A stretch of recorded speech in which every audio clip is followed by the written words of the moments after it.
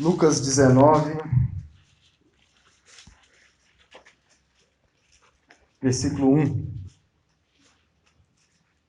Jesus Cristo, o libertador.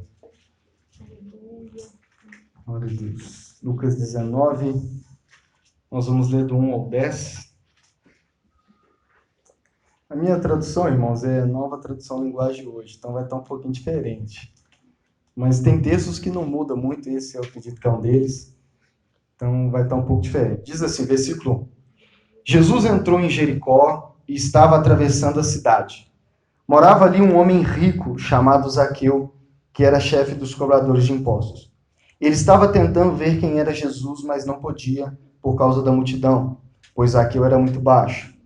Então correu adiante da multidão e subiu numa figueira brava para ver Jesus, que devia passar por ali. Quando Jesus chegou àquele lugar, olhou para cima e disse a Zaqueu: Zaqueu, desça depressa, pois hoje preciso ficar na sua casa. Zaqueu desceu depressa e o recebeu na sua casa com muita alegria. Todos os que viram isso começaram a resmungar. Este homem foi se hospedar na casa de um pecador. Zaqueu se levantou e disse ao Senhor: Escute, Senhor, eu vou dar a metade dos meus bens aos pobres, e se roubei alguém, vou devolver 4 vezes mais. Jesus disse: Hoje a salvação entrou nesta casa, pois este homem também é descendente de Abraão. Versículo 10. Porque o Filho do Homem veio buscar e salvar quem está perdido. Repita comigo 10. Porque o Filho do Homem veio buscar e salvar quem está perdido. Amém? Senhor, que o Senhor possa falar conosco nessa noite, que a Tua palavra possa penetrar o mais íntimo do nosso ser, que o Teu Evangelho possa nos transformar nessa noite, mudando a nossa vida e salvando e buscando todo aquele que talvez nessa noite ainda estiver perdido. Amém? Amém, irmãos? Graças a Deus. Aleluia. Irmãos, vamos dizer assim, hoje o tema é Jesus Cristo, o libertador. Amém? Chamar Jesus de libertador é o mesmo que chamar ele de salvador. Amém? Em toda a Bíblia, da mesma forma como a Bíblia fala de libertador, e a gente lembra muito bem de Moisés, né? Deus libertando o povo do Egito, da escravidão do Egito. A mesma palavra, da mesma maneira que trata da libertação do Egito, o Novo Testamento e o Evangelho trata da nossa salvação. Amém? Tanto que é possível você encontrar traduções de Bíblias que no lugar de Salvador vai estar, de fato, libertador. Amém? Então, de chamar Jesus de libertador e salvador é a mesma coisa. Amém? E eu vou ler mais uma vez o versículo 10, porque o Filho do Homem, e o Filho do Homem é o Senhor Jesus, veio buscar e salvar quem está perdido. Nesse versículo, duas coisas já ficam claras. Há algo perdido e há um Salvador que veio buscar e salvar aquilo que está perdido. Amém?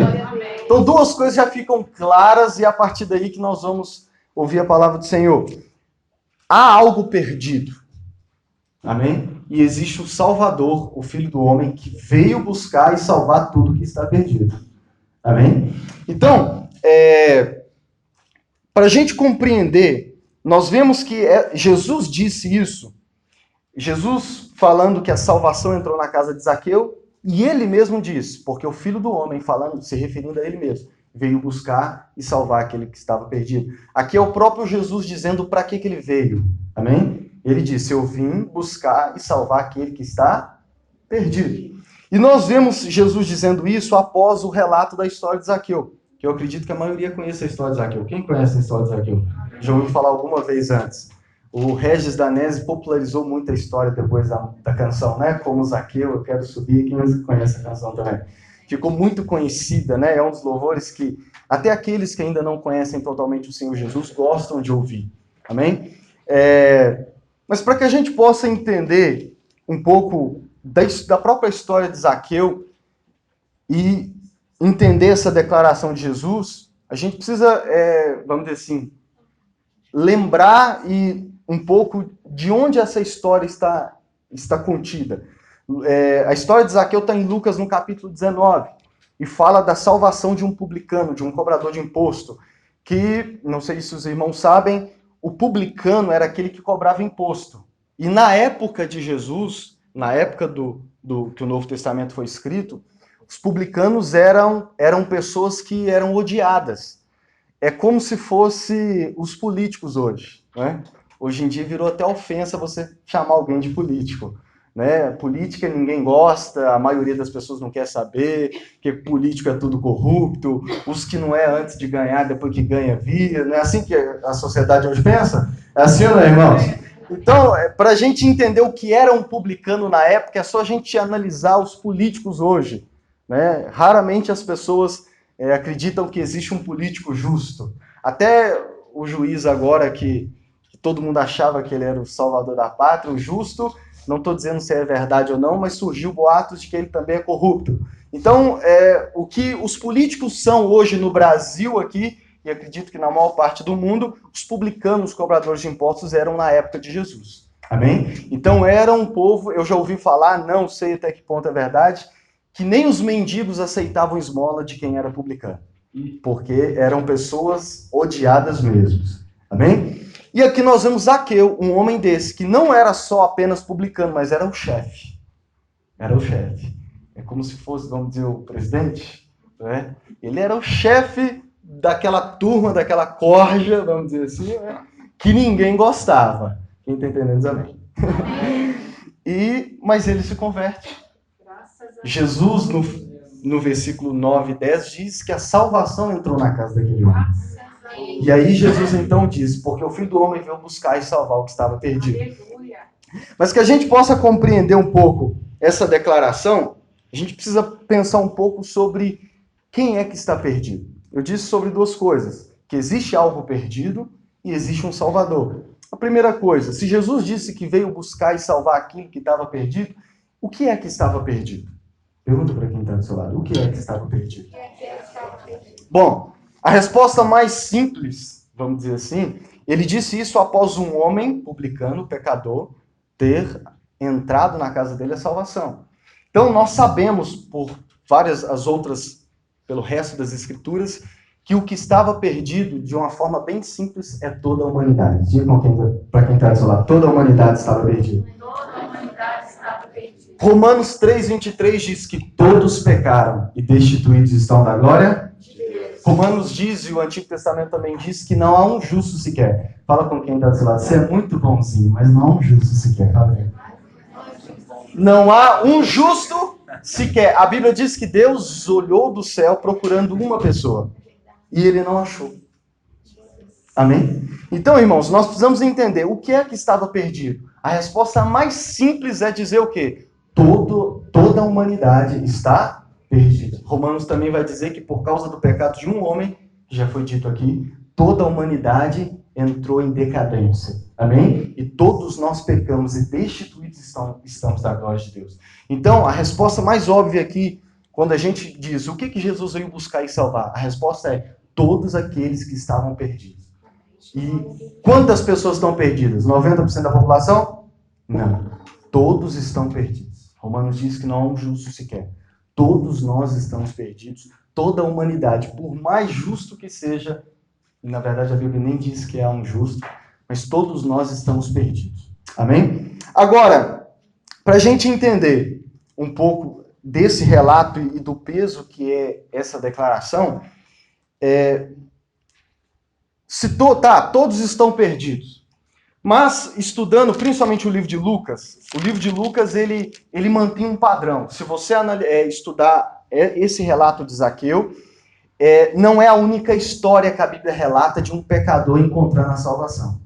Se você ver o livro de Lucas e as histórias que Lucas escolheu contar a respeito de Jesus, há sempre um padrão. O que eu quero dizer com isso?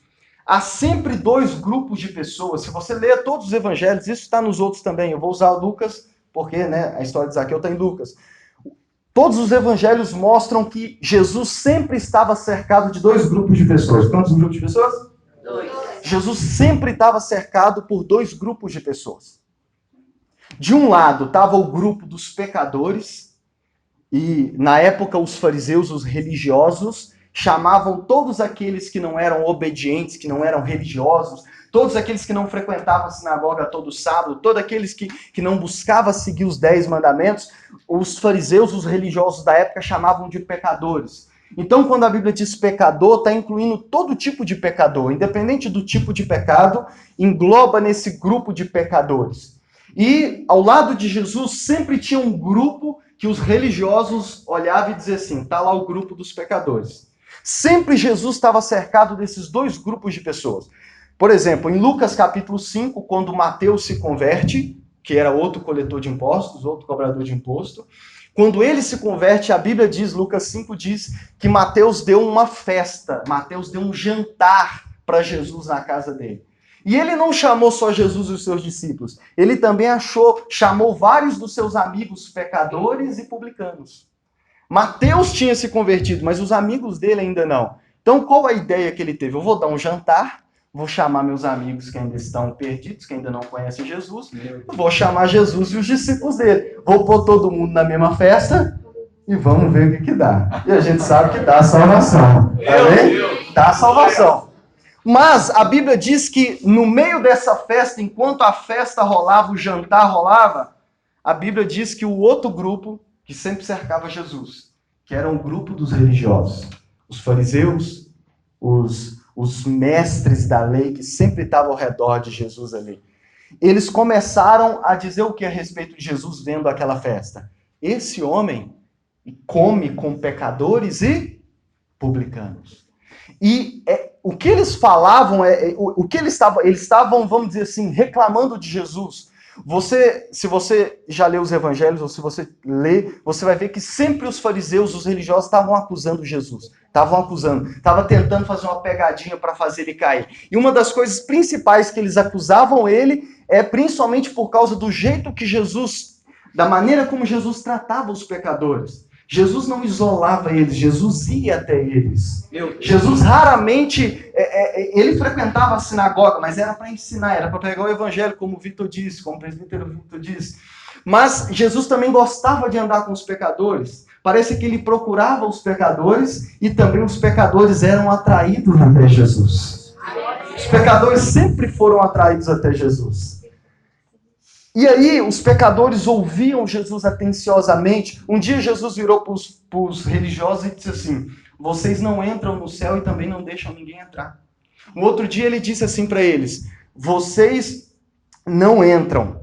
Jesus disse assim para eles, os publicanos, as prostitutas estão entrando no céu primeiro do que vocês. Porque eles ouviram desde a pregação de João Batista e estão se arrependendo, mas vocês não. Então Jesus, ele mostra como que os pecadores não só se aproximavam dele, como no caso de Zaqueu, no caso de Mateus e de vários outros, à medida em que os pecadores iam ouvindo as boas notícias de Jesus, eles iam sendo transformados, como disse o Corinho 322, que foi cantado, né? Já não há pecador. Eles começaram a ser transformados pela mensagem de Jesus e começaram a se tornar discípulos de Jesus. Só que aí o outro grupo ficava bravo, que era o grupo dos fariseus, dos religiosos. Porque eles olhavam e acusavam Jesus. Se esse fosse o Filho de Deus mesmo, ele não andava com essa turma aí. Por exemplo, Lucas 7. Nós vimos Lucas 5, os dois grupos de pessoas. Lucas 7, um fariseu religioso convida Jesus para um jantar na casa dele. Mateus tinha feito isso, agora um religioso faz. Quando o religioso convida Jesus, Jesus aceita o convite. Porque Jesus vem buscar todo aquele que estava perdido. Amém? E Jesus vai.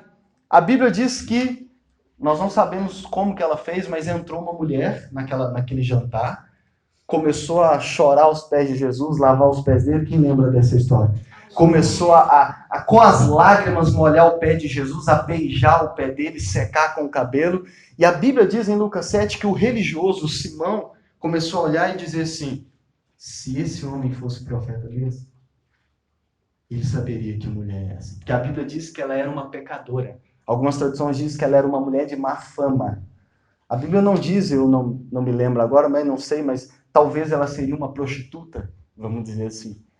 E ela estava ali naquele momento. E o religioso, que até tinha convidado Jesus, Porque às vezes você pode convidar Jesus, conviver com Jesus, ouvir falar de Jesus e ainda não entender quem realmente ele é. Meu Deus! Né? E esse religioso, embora ele convidou Jesus para estar lá, ele sabia quem Jesus era? Não sabia, não. Quando eu leio essa história, eu vejo a Bíblia dizer que ele disse assim. A Bíblia diz que ele só pensou. Se esse homem fosse profeta, saberia quem é essa mulher. E eu penso assim, se ele de verdade soubesse quem era Jesus, ele estava no lugar dela, né? Meu Deus! E aí Jesus conversa com ele, falando, olha, você não... Jesus vira para o religioso, porque a Bíblia diz que Jesus soube o que ele estava pensando. E aí Jesus vira para ele e fala assim, ô Simão, deixa eu te contar uma história. E eu quero que você me dê a resposta. Um homem devia R$100, vamos contemporaneizar. O outro devia R$10.000 para o mesmo homem. O homem a quem os dois deviam perdoou a dívida dos dois. Jesus pergunta para ele assim, qual dos dois você acha que vai amar mais esse senhor? Meu Deus. E aí o fariseu virou e falou assim, olha, aquele que teve a maior dívida perdoada, né? Porque se ele devia mais e foi perdoado, ele vai amar mais, porque a conta dele era maior. Jesus disse assim, respondeu bem. É por isso que essa mulher me ama mais do que você. Porque ela sabe que tem muitos pecados e que os pecados dela estão sendo perdoados.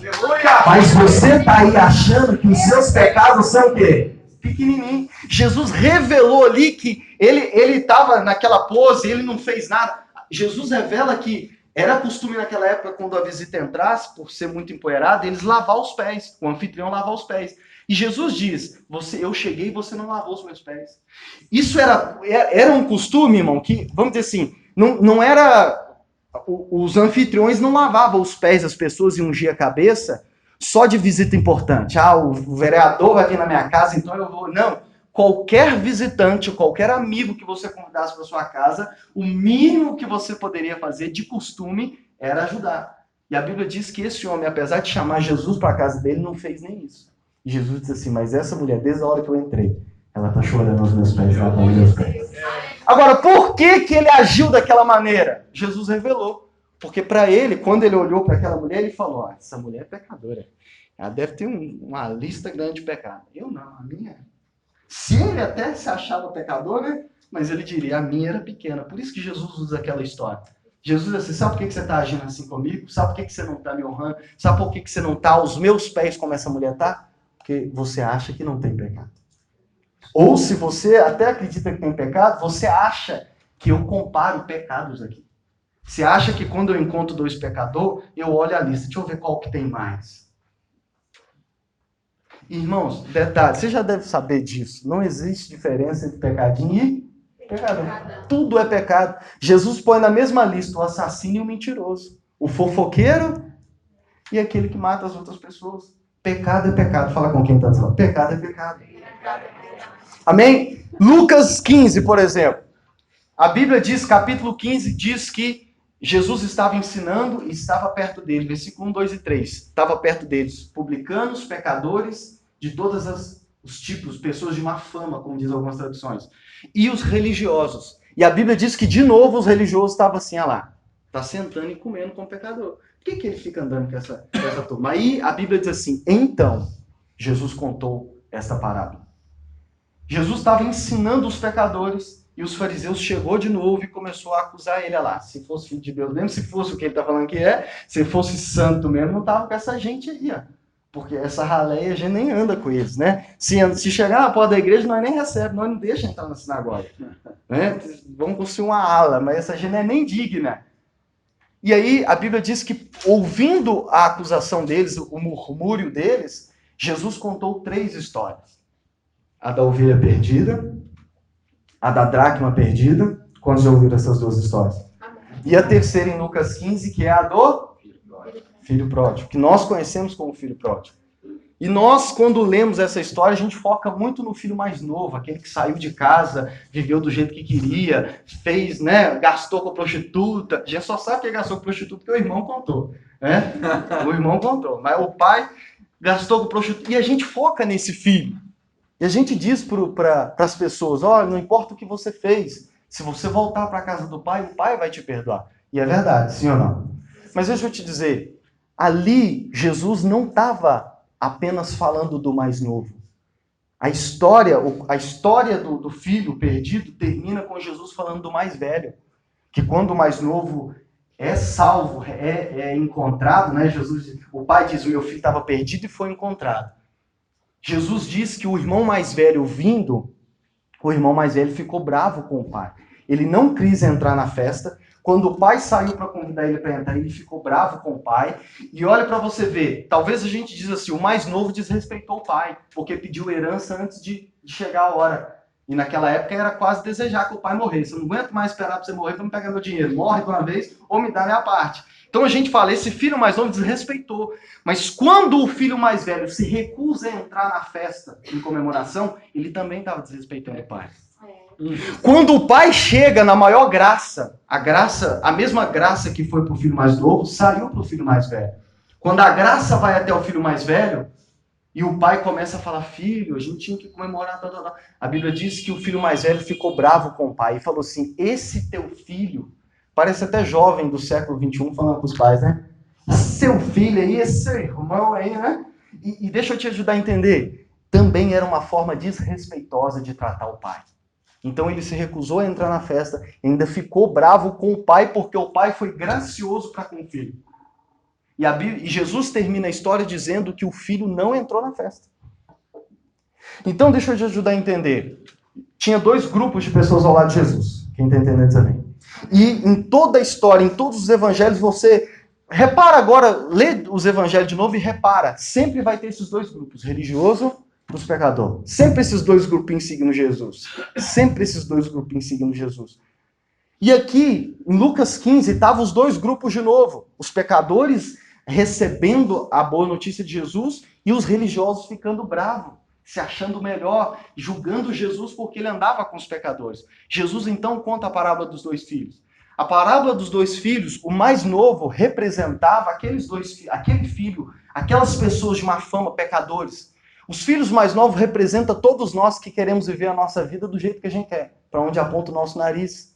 Né? Eu às vezes até acredito que Jesus existe, que Deus existe, mas eu faço o que quiser com a minha vida. Se ele quer alguma coisa de mim, é que eu seja feliz. Então tudo que eu faço é para ser feliz, então tá tudo bem. Vão desfrutar a vida do jeito que a gente quiser. Esses são filhos mais novos. Mas lembra que foi ouvindo o murmúrio dos religiosos que Jesus contou as histórias? O irmão mais velho da história representava os religiosos. E Jesus, com essa história, quer dizer que não só o filho mais novo estava perdido, mas o filho mais velho também estava. Meu Deus! Então essa parábola não é de um filho perdido, mas de 2 filhos perdidos. Só que nessa parábola, o filho que cometeu os piores tipos de pecado, é ele que é alcançado, é ele que encontra misericórdia. E o detalhe, por que o filho mais velho ficou bravo com o pai?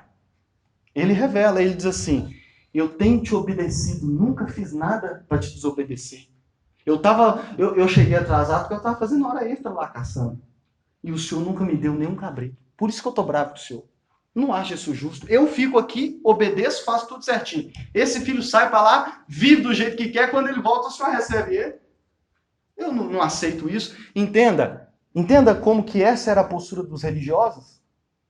Quando Jesus ensinava os religiosos na sinagoga. Jesus estendia a graça para os religiosos, só que eles rejeitavam. Jesus, em João 5, diz assim para os religiosos, vocês estudam as Escrituras todos os dias, porque vocês acreditam que nela vai estar a vida eterna. Mas as Escrituras falam de mim, e eu agora estou aqui, vocês não querem vir a mim. Quem é que disse crucifica para Jesus? Quem é que entregou Jesus para os romanos? Foram os religiosos. Então, quando Jesus descreve o irmão mais velho, ele está descrevendo a postura dos religiosos. Jesus conta a história dos 2 filhos para virar para aqueles perdidos que tinha todo tipo de pecado e dizer para eles, olha, não importa o que vocês fizeram, eu vim buscar vocês. É por isso que eu ando com vocês. Eu sei que vocês estão perdidos e vocês sabem que estão perdidos, mas eu vim buscar e salvar todo aquele que estava perdido. O Pai me enviou aqui para buscar vocês, para levar vocês para a casa do Pai. Agora, eles reconheciam que precisavam de misericórdia. Mas e os religiosos? Eles não reconheciam. Assim como o Simão lá não reconheceu, esses 2 filhos também não reconheceu. Lucas 18, Lucas 18 diz que Jesus contou esta parábola por causa daqueles que se achavam bons, diz a minha tradução. Ou seja, os religiosos. Os religiosos se achavam bons. Lembra, várias vezes eles falaram, olha, seus discípulos comem as coisas no dia de sábado. Nós não fazemos isso. Seus discípulos não lavam a mão para comer. A gente segue a lei direitinho. Várias vezes eles falaram assim com Jesus, nós não vamos ser seus discípulos, nós somos discípulos de Moisés. Eles estavam querendo dizer, nós seguimos os 10 mandamentos de Moisés. Então eles se achavam muito obedientes. Quem está me entendendo diz amém. Eles assim, sabe aquela... Andava no terno assim, olhando os outros, né? Sabe aquele irmão que... Não vou te cumprimentar não, porque eu estou num nível espiritual diferente. Né? Eu já fui ao 3º céu. Meu Deus. Deus. Eu estou ungido. Irmãos, olha para mim, os religiosos eram assim. Eles eram assim, eles desprezavam as outras pessoas. Se você quer seguir a Bíblia, bem, se não quer, vai para o inferno então. Eu vou seguir aqui. Os religiosos eram assim. Tanto que os religiosos, sendo assim, Lucas 18 diz que Jesus contou uma parábola. E qual que era a parábola? Qual que era a história? Ele falou assim, um fariseu estava na sinagoga orando. E ele lá na frente, em pé, em voz alta, orava. Ó Deus, Deixa eu ler, porque essas palavras é muito... Versículo 8. Olha que cara feio, irmão. Olha que cara feio. Olha que, ó... 2 homens foram ao templo para orar. Um era fariseu e o outro cobrador de... Tá vendo os 2 grupos de novo? Um era religioso, o outro era pecador. Os 2 grupos de novo. Olha lá, versículo 8. Os 2 foram orar. O fariseu de pé ficou em pé e orou sozinho assim. Ó Deus, eu te agradeço porque não sou avarento. Eu dou dízimo. Nem desonesto, nem imoral, como essas outras pessoas. Agradeço-te também porque não sou como esse cobrador de imposto aí. Jejuo 2 vezes por semana e dou o dízimo de tudo que eu ganho. Que cara feio, né? Mas ele orava. Versículo 13. Mas o cobrador de imposto ficou de longe, nem ousava levantar o rosto para o céu. Batia no peito e dizia, ó Deus, tem pena de mim, pois sou pecador. Meu Deus. Olha o que Jesus disse. E Jesus terminou dizendo, eu afirmo a vocês que este, o cobrador de impostos, e não o outro fariseu religioso, que voltou para casa em paz com Deus. Porque quem se engrandece será humilhado, e quem se humilha será engrandecido. O que Jesus está revelando de novo aqui? Que sempre há 2 grupos. Todos estão perdidos. Quem entendeu isso diz amém? Todos estão perdidos. E Jesus veio buscar todos os que estavam perdidos. Mas dentre os perdidos, o grupo se divide em 2. O grupo dos chamados pecadores, que vive todo tipo de vida. Pensa, você sabe que tipo de pessoa é hoje em dia. Vive no pecado, na gandaia, faz tudo. Tudo que dá na telha ele faz. Eles. Mas também há os perdidos religiosos, que eles até estão dentro das sinagogas. Como esses homens estavam? Eles examinavam as escrituras, eles liam a Bíblia. Eles oravam, tá vendo como é que orava? Viu o fariseu falando em Lucas 18? Ele orava. Ele jejuava 2 vezes por semana. Às vezes passa a semana e eu não consigo jejuar 2 vezes. Mas esse homem aqui jejuava 2 vezes por semana. Era dizimista? Era dizimista. Ele fazia tudo certo, irmãos? Quem acredita que sim? Ele fazia tudo certo. Mas sabe qual que é o problema dos religiosos? Não é o fato deles fazer certo. Ah, então isso quer dizer que eu não preciso fazer o que é certo. Não, não é isso. Mas quando você faz aquilo que é certo, mas isso te torna orgulhoso, te faz achar melhor do que os outros, te faz olhar... Irmãos, ele estava dentro da igreja, orando, e tinha um outro irmãozinho lá, ajoelhado, de longe, e olha a oração dele. Obrigado, porque eu não sou igual aquele líder. Irmãos, a gente deve obedecer, a gente pode obedecer, e essa é a vontade de Deus. Mas isso não pode nos fazer tornar orgulhosos e arrogantes. Mas sabe qual que é o pior? Quando a gente começa a confiar. O detalhe é que os religiosos, qual era a confiança deles para ser salvo? A performance deles. Por que esse homem de Lucas 18, esse fariseu, através da oração dele, você descobre que por que ele acreditava que Deus amava ele? Se você perguntasse para os religiosos, Deus te ama? Amo. Você ama a Deus? Amo.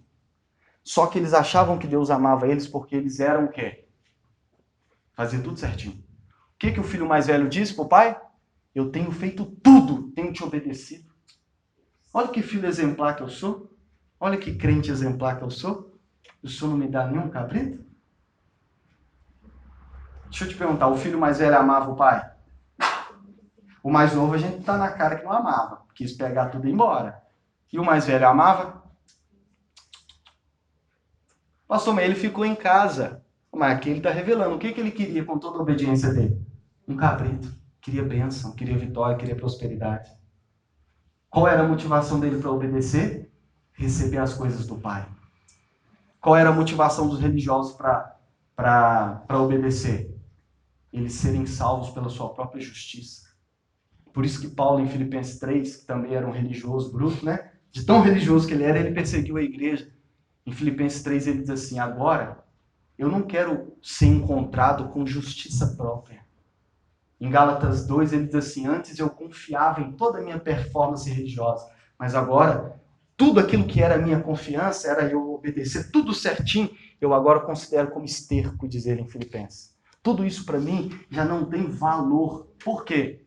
Porque tudo que eu quero é conhecer Jesus e ser achado. Aí nós entramos em Lucas 19. E de novo nós temos dois grupos de pessoas. O grupo dos perdidos é representado agora por Zaqueu. Quem entende agora? É representado por Zaqueu, que era um publicano e era o chefe. Ou seja, se o pessoal odiava os funcionários, imagina o chefe. E agora está do outro lado. Jesus, olha o detalhe, Jesus vai jantar na casa dele. Na verdade, não vai só jantar, ele fala, eu vou ficar na sua casa hoje. Jesus ia dormir na casa de Zaqueu. E enquanto está lá no jantar, imagina aquela alegria, os discípulos lá, aquele banquete, porque ele era rico. Imagina o banquete que ele deu para Jesus. E o que a Bíblia diz? Que todos ao redor ficavam o quê? Murmurando. Quer ver? Versículo, começaram a resmungar, começaram a murmurar. O mesmo perfil. Os religiosos sempre estavam seguindo Jesus, não para ouvir a mensagem dele, mas para criticar Jesus e apontar o dedo para os pecadores e falar, vocês são pecadores, vocês têm que ir para o inferno. Só que aqui nós vemos que aqueles que reconhecem que são pecadores e que estão perdidos são aqueles que mais facilmente compreendem a mensagem de Jesus. Porque se eu sou religioso a ponto de não entender que eu estou perdido, se eu não estou perdido, eu não preciso de um salvador. Certo? Se eu acho, detalhe, se eu acho que é pela minha performance, é porque eu frequento, é porque eu não faço isso, é porque eu não sou como todos esses aí no mundo, que eu não sou como... Se eu acho que é por causa disso que Jesus vai me salvar, eu sou o meu próprio salvador. Eu viro para Jesus e falo assim como o irmão mais velho, eu sou um bom crente, se o senhor não me salvar, o senhor vai estar sendo injusto. E deixa eu te dizer, isso é salvação por boas obras. Quem entende diz amém? Por isso que eu vou finalizar dizendo o seguinte, resumindo. Todos estamos perdidos e precisamos de um Salvador. Todos. Mas os perdidos se dividem em dois grupos. Aqueles que estão mais perdidão mesmo, né? Os perdidão, já não é perdido, perdidão, né? Que vive a vida de qualquer jeito, curte a vida doidada. Só que o detalhe, esses são mais fáceis de reconhecer que estão perdidos e precisam de um Salvador. É por isso que a gente vê muita pessoa doidona que quebrou tudo lá, ouvir uma pregação e já chorar assim, falar, eu tô perdido mesmo. Meu Deus. Mas o problema é que um outro grupo de pessoas perdidas são aqueles que, porque já obedecem algumas coisas, já se acham o quê? É isso. Por que você tem certeza que Jesus vai te levar quando ele voltar? Porque eu sou um bom crente. Né? Porque eu jejuo, porque eu oro, porque eu faço isso. Ou seja, salvação por boas obras. E Efésios diz, e o Vitor já lembrou aqui do Evangelho, pela graça sois salvos, mediante a fé. Isso não vem de vós, é dom de Deus. E aqui nós finalizamos. Por isso que Jesus disse, o Filho do Homem, após ver Zaqueu se converter, se entregar. E detalhe, se você ler Lucas, depois de Lucas 19, começa a falar já do preparativo das últimas coisas que aconteceu antes de Jesus ser preso. Então talvez essa é a última história que Lucas, pelo menos, quer mostrar pra gente esses dois grupos de pessoas.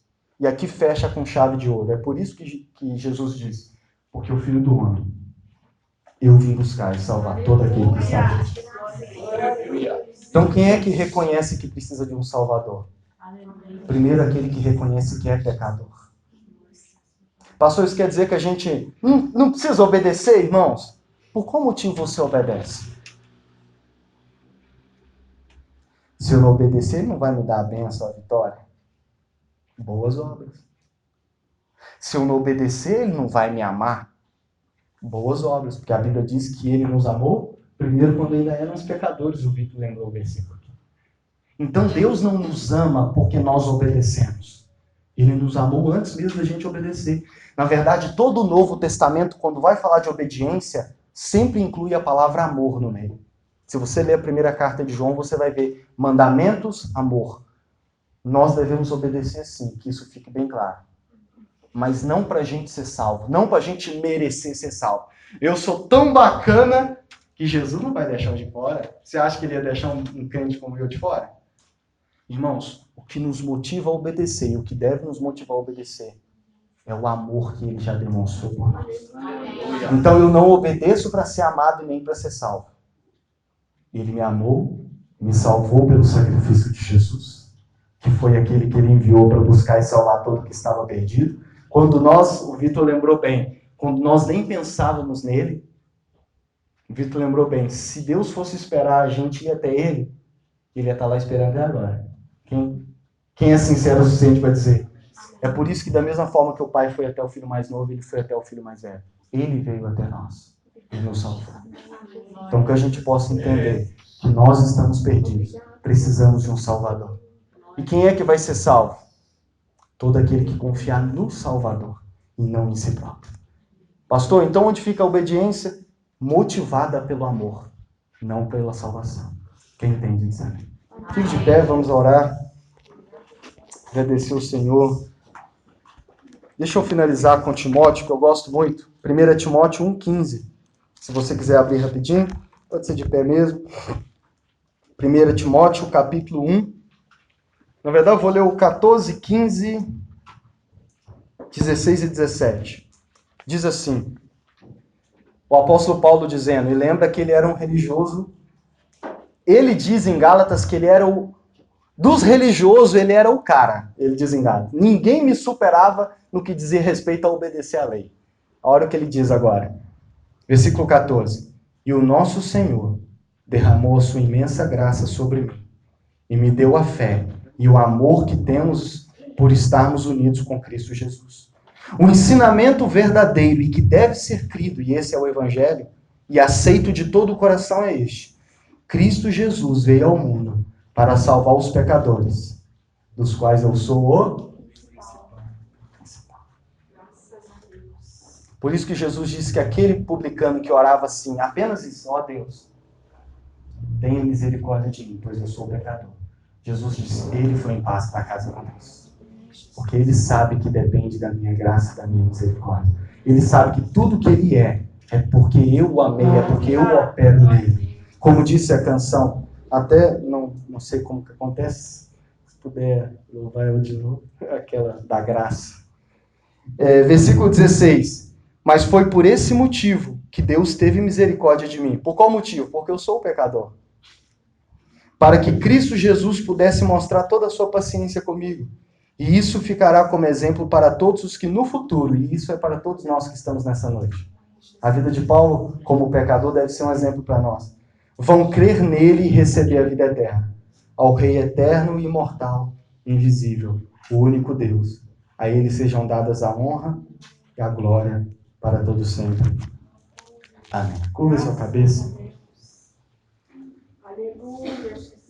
Talvez você nessa noite, se eu talvez pedisse para você se identificar em um dos grupos, talvez sinceramente você se reconheceria no grupo dos pecadores, dos filhos mais novos, que têm vivido a vida do jeito que você quer. Se você crê em Deus, e por você estar aqui, eu até acredito que você crê, mas você vive a sua vida do jeito que você quer. Deus, o Pai, não influencia a sua vida mais. Quero te dizer que Jesus veio há 2000 anos atrás para buscar e te salvar. A salvação está disponível para você hoje. O Pai pode te perdoar nessa noite, porque o único filho dele, há 2000 anos atrás, pagou na cruz os seus pecados. Todos esses pecados que você tem vivido, Jesus pagou por eles na cruz. E através do sacrifício dele, você pode receber a salvação e o perdão do Pai nessa noite. Mas talvez você se identifique no grupo dos religiosos. Talvez você já está há tantos anos na igreja, há tantos anos lendo a sua Bíblia, obedecendo, seguindo os mandamentos, que talvez você já se acostumou tanto que você passa a acreditar que é por causa da sua performance que você vai ser salvo. Tanto que quando você erra e falha em alguma coisa, você quase se mutila, se pune, se acha indigno, começa a duvidar da sua salvação. Deixa eu te dizer, ele morreu pelos nossos pecados. E ele quer estender a graça dele a você nessa noite. Talvez esse é o motivo por qual você até faz as coisas na igreja, mas já perdeu a alegria. Já não tem mais alegria em fazer as coisas. Por quê? Porque você se sente obrigado a obedecer, como aquele irmão mais velho. Quero te dizer que o mesmo Jesus que estende a graça aos filhos mais novos, estende a graça aos irmãos mais velhos. Lembre desse evangelho, que ele possa renovar a sua alegria. Davi errou por isso, tanto que na oração ele diz: torna a dar-me a alegria da sua salvação. Que você possa lembrar que você é salvo somente pela graça, que Jesus veio te buscar, e é quando você confia no Salvador que a sua salvação é garantida. Que você possa se entregar novamente a Ele. Que você possa se tornar um cristão, aqueles que creem no Evangelho de Jesus e descansam na graça dele. Amém? Deus abençoe.